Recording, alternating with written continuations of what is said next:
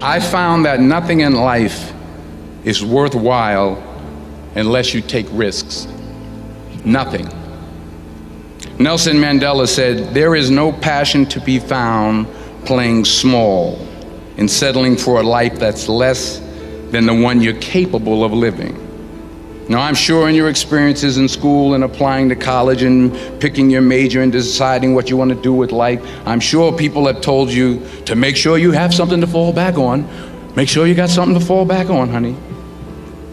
But I never understood that concept, having something to fall back on. If I'm going to fall, I don't want to fall back on anything except my faith. I want to fall forward. I figure at least this way I'll see what I'm going to hit. Fall forward. This is what I mean. Reggie Jackson struck out 2,600 times in his career, the most in the history of baseball. But you don't hear about the strikeouts. People remember the home runs. Fall forward. Thomas Edison conducted 1,000 failed experiments. Did you know that? I didn't know that. Because the 1,001st was the light bulb. Fall forward. Every failed experiment is one step closer to success.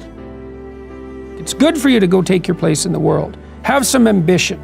Have a vision. Have a goal. Have a strategy. Try to be a good person. Not because it's your duty precisely, because that's the proper way to live. We're in danger of undermining all of that. And it's not good for people. One of the things that I've really learned, for example, recently is that learned to articulate better, is that there's a very tight relationship between aspiration and responsibility. So let's say, well, the first question might be, do you need to aspire to something? And the answer is, well, yes, because you have to do something. If you just sit there, you'll die. You can't just sit there. You have to go act out in the world. Okay, so act towards what? Well, that's whatever your aspiration is. You have to have an aim. Okay, well, what should the aim be? Well, it should be something worth doing, let's say. Why do something that you don't feel is worth doing? What do you think's worth doing? Well, if you watch other people and you judge when they're doing something worthwhile, you usually judge them positively if you see that they're taking responsibility, at least for themselves. What, do you want to be completely useless so other people have to take care of you? That's pretty pathetic. And maybe you could get your act together so you're taking care of yourself and your family. And maybe you could even do better than that and take care of yourself and your family and your community. I know I've gone on stage in front of 10,000 people and I thought I should have more PowerPoint, I should have more reminders. And I just remember walking out and saying, I'm here to help rise these people up, to give them capabilities to change their life. It's my vision, it's my goal, it's my obligation to use my unique ability to just help these people and live from my heart. And all I could think about is changing these people's lives. And when I got out there, I wasn't perfect on stage. I wasn't robotic and say the right things, and I didn't have the crisp, clear PowerPoint. But when I spoke from the heart, it overcame all of that. And I get to be one of the best presenters wherever I go because I speak from the heart. Now you might be saying, Dean, that's your unique ability, and maybe that is. But I know for you in life, there are circumstances where you have to prepare. You have to do a PowerPoint. You have to do a presentation. And I want to tell you, passion and from the heart always, always wins over prepared and thinking from the head. Well, let me just ask you something. Right now in the crazy presidential race, the GOP race, you know, Ben Carson is probably the smartest guy when it comes to book smart out of the whole group. And I don't watch the news a lot, but I just read a lot. And somebody said this the other day, and it just hit me. Someone said, man, Ben Carson is probably the smartest guy in that GOP race that's going on, whatever you think of it. And I'm not going to share my opinion. But you know what the guy said when he was done? He's like, but we all know the smartest guy never wins. And I was like, wow. We all know that the smartest guy never wins? And what does that mean? And it's kind of what I'm sharing today. I'm not saying you shouldn't be smart, I'm sure, and so many of you are probably way smarter than I am. But what I want to tell you is enthusiasm and passion and living from your heart, to me, 100% of the time outweighs being over-prepared and robotic and trying to think what to say. I hope I'm getting the right message across today. I've had this question from so many people. How are you so easy to talk on camera, on stage? And I never have a good answer, and I really thought through it, and that's the answer. I am here right now doing this video for you because each week I want to deliver you a nugget that you could just place into your life and make a tiny shift towards a better life.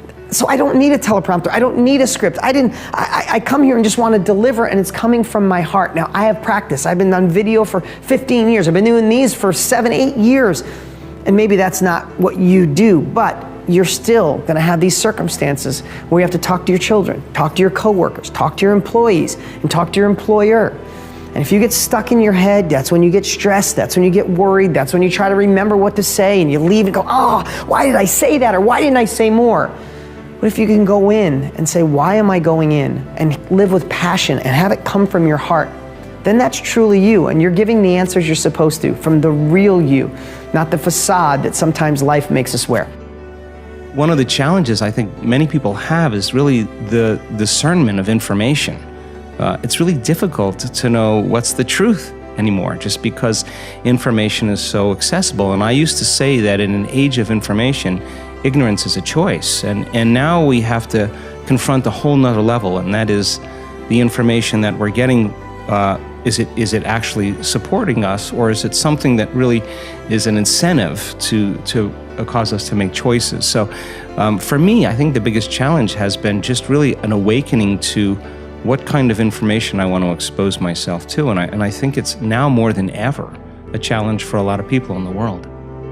You don't have to be perfect to inspire others. You can inspire people by how you deal with your imperfections, right? Don't feel that you have to have it all, know it all to make an impact. You don't. You just need a soul full of desire and compassion, right? It was Martin Luther King who said, you don't need a college degree to serve. You don't need to know how to fill a sentence to serve.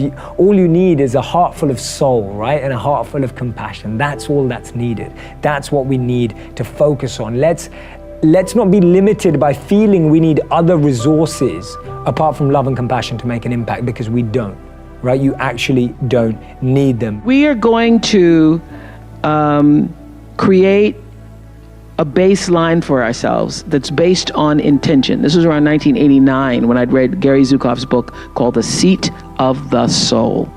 And that book was life-changing for me because in it he talked about the power of intention, and that cause and effect, what goes out comes back, is determined by your intention. The energy of your intention is what determines your life. Most people don't think about their intention. They just think about what they want to do. Most people don't think about why they want to do it. But what's going to come back to you, the energy that's going to come back to you, is the real why of why you did it.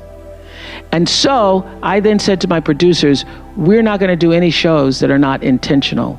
So don't bring me an idea unless you have an intention for the show that you want the outcome to be. And we're going to strive to see if we can live up to our intentions.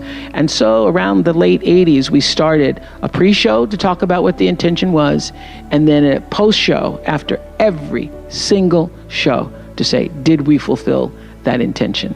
And that's about the time I realized this is bigger than me.